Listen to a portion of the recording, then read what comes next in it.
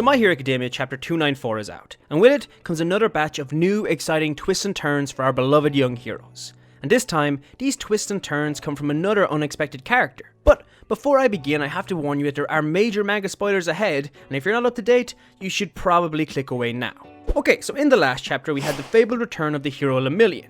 It was revealed that Eri, using her amazing power, had finally managed to bring Mirio's quirk back from oblivion. Now fans were divided by this, but the fact is, I don't care. And with Lemillion's return, he swiftly arrives on the battlefield and defends Best Jeanist, who is struggling to keep Gigantomachia restrained. Mirio, however, quickly realizes he's outgunned and outnumbered by the Nomus and calls for backup. And so, backup arrives in the form of Ida, Nejire, and Bakugo, who after finally being able to make contact with Best Jeanist, declares his hero name as Great Explosion Murder God, Dynamite. So cool! Meanwhile, Dobby's still trying to kill Shoto in front of Endeavor to really stick it to his old man. Take that, Dad! But Midoriya, being the Todoroki family shrink he is, intervenes and hits Endeavor with a "it's your power, not his" line, proclaiming to Dobby, "You aren't Endeavor." Hearing this, Endeavor uses the last of his power to give a vital blow to the newly escaped Gigantomachia. With this hit, Gigantomachia falls and finds himself unable to get back up. And here, Mirio reveals that the sedative Momo created must be finally taking effect. And this is where the chapter picks up. The chapter opens up with shots of all the notable heroes who've either died or have suffered fatal injuries in this climactic war, with a voiceover of Best Jeanist stating that the anesthetic must only be taking effect now thanks to the combined efforts of every single hero who gave it their all to stop the beast. And with this speech, every one of the remaining heroes standing gives one last push to stop the villains. Mirio, Nejire, Ida, and Bakugo are seen still fighting off the Nomus, trying their best to keep them away from Best Jeanist. Mirio makes a comment here about how all of the Nomus they're fighting are just as strong as High End, the Nomu Endeavor fought in Kyoshu. Side note, some My Hero Academia Vigilante spoilers, this is actually the same person O'Clock, Rappa, and Mirko are currently fighting in Vigilantes. You should probably go read that too, it's pretty awesome. But with the heroes on the rise and the villains looking finally defeated, the story takes a surprise cut to the League of Villains member Compress. Now you may remember Compress from such notorious actions such as kidnapping Bakugo, which resulted in the climactic battle between All Might and All for One, and also taking one of Overhaul's arms, preventing him from ever using his quirk again.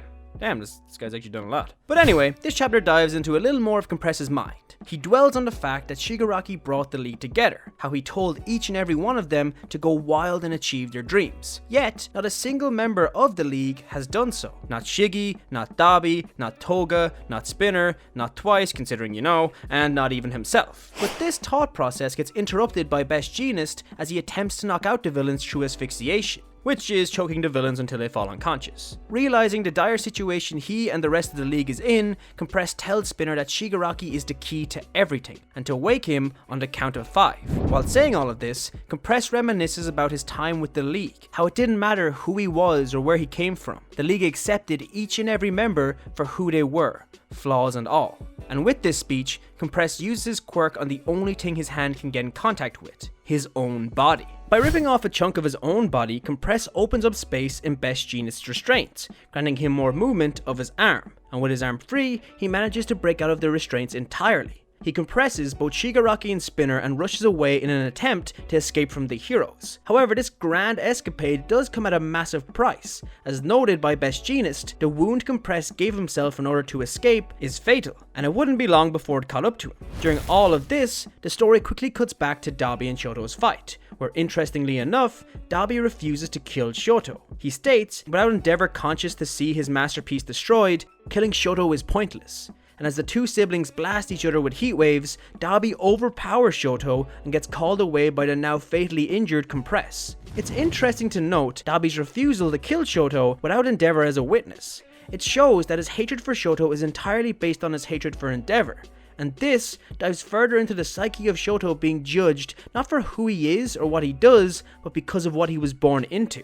And with Dobby called back, Compress makes a desperate dash for freedom, carrying both Shigaraki and Spinner. It's during this mad dash where Compress reveals to us his identity. He reveals that he is in fact a descendant of the infamous villain Oji Harima. Now this name probably doesn't ring any bells, but he was actually mentioned already in the series by none other than Gentle Criminal, who compared his infamy to the likes of One For All and Destro.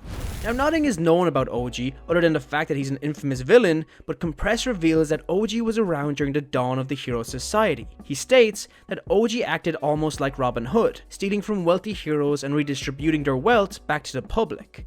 Now, this is told entirely through Compress's perspective, so there's no telling how much of this information about OG is actually true and what facts he could have potentially left out. But there is an interesting note here. During Compress's information dump about OG, there's a single panel where an unknown person calls Compress by his real name, Atsuhiro, and he states that this is our lineage. Now, it's unclear who the voice is. More than likely, it's just one of Compress's parents, but it could also be an unknown sibling. This would be an interesting turn of events, as according to quirk genealogy, siblings have a very high chance of possessing similar quirks. So what if there is actually more than one Compress out there in the world? But anyway, as this new information gets revealed to us, Compress destroys his clothes to prevent Best Jeanist from restraining him, and as he does so, he proclaims to the world his real identity as the descendant of the so-called King of Thieves. Internally, he makes a comment about how Shigaraki will be the one to carry on his great-great-grandfather's legacy, and how Shiggy will be the one to change the world in his place, implying that Compress won't be around to do so.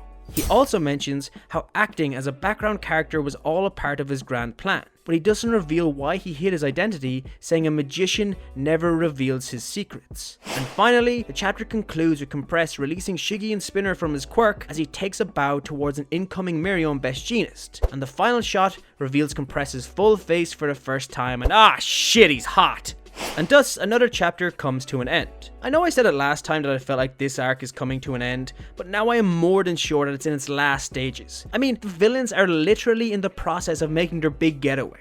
But who knows? In all honesty, Compress's reveal as the grandson of an infamous thief was both surprising and enjoyable, but also pretty strange and a bit lackluster. It's interesting to see this self-proclaimed side character get more development, but one, his relationship to OG means literally nothing to us considering we know absolutely nothing about that character, and two, they've set it up as if Compress is going to die, so this last minute reveal seems kind of pointless. Now, it is possible that this won't be the end of Compress, but revealing this character's motivation as a villain now of all times seems off. I mean, if you take out the parts about Compress's identity, it doesn't really change anything.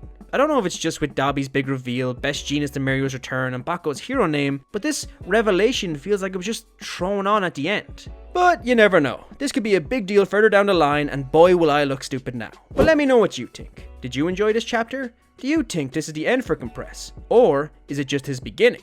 How many people do you think are going to fangirl over Compress now that he's hot? If you like this video, don't forget to leave a like and comment your thoughts and opinions below.